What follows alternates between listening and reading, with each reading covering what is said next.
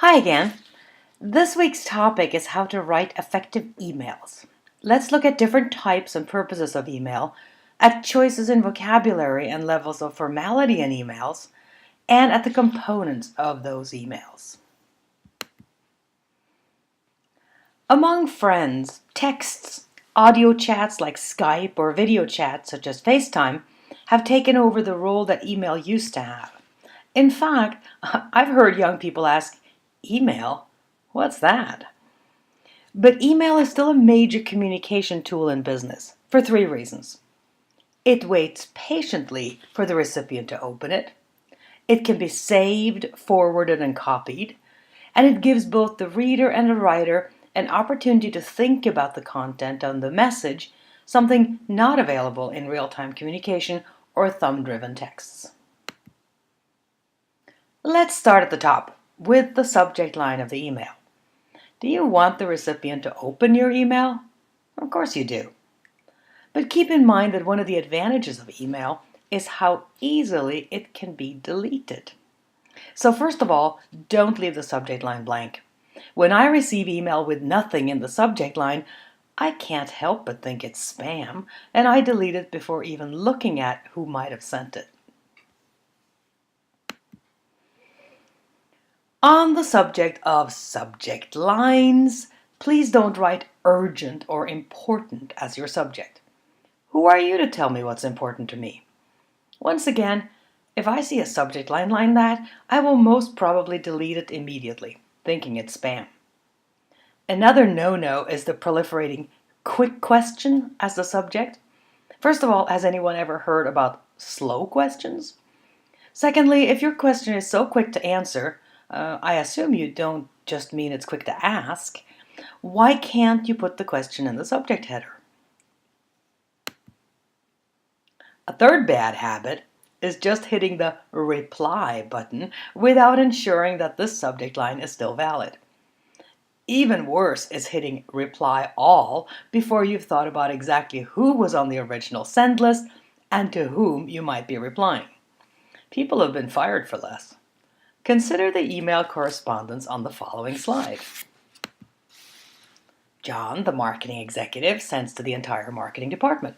Subject, January. Hey all, the page hits have really increased on that landing page we talked about last week. What do y'all think? Janice, would you go out for pizza with me? Reply to all from Wendy. John, you're a total idiot. How can you ask Janet out like that? I thought we had something special. I hate you. Reply to all from John. Wendy, are you nuts? You've copied everyone. A reply to John and Wendy from Mario, the director. Subject line, inappropriate email. And the message is, John and Wendy, please step into my office immediately. Another aspect to consider is your signature line. I have several signature lines from my emails, and I also have several accounts. Those that are for business show my business title, my name, and my company. Those that are personal just show my name. Some people get very creative and add personal quotes or wishes to their signatures. Be a little careful with this. It can get very annoying to see wishing you blessings on a wonderful day on each and every email you get from that person. You should also ask whether your company has a policy on signature lines. Some companies require that the signature line include the company logo, and others don't. Do you use the first name of your recipient or his or her last name? Do you include his or her title? All this depends on how close you are to that person. In my personal case, I have several different relationships with the same person in my business. If the message is personal, I start with, Hi Jane. If it's professional, I will probably say, Hello Dean Brown. My ending also depends on those relationships. When I email people I know well, just my name will do. For messages where I know the recipient less well, or where I'm sending a more official informational note, I write sincerely or perhaps best wishes.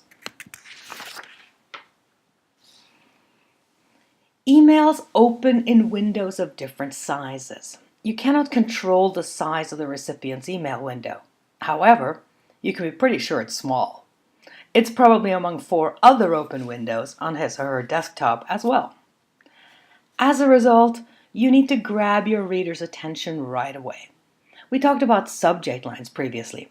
Now let's add that the first 3 sentences of your message are crucial because they may be the only ones your recipient will ever see. If those first 3 sentences don't grab his or her attention, you're toast. In addition, if you're expecting that the reader takes some kind of action or make a decision based on your message, say so right up front. He may not read the whole thing. One of the biggest hazards of email is what I call the rapid send syndrome. A typical example is the reply to all mistake that we saw a couple of slides ago. Another is a situation when something angers you and you fire off an email full of passionate opinion. Don't send it. Sleep on it and think about it tomorrow. You may not want to send it after all. This idea alone has saved many a career. A third issue is sending email with sensitive content. For example, information about people they may not want to be made public. Another sensitive subject is legal matter. Leave that to the lawyers in your company.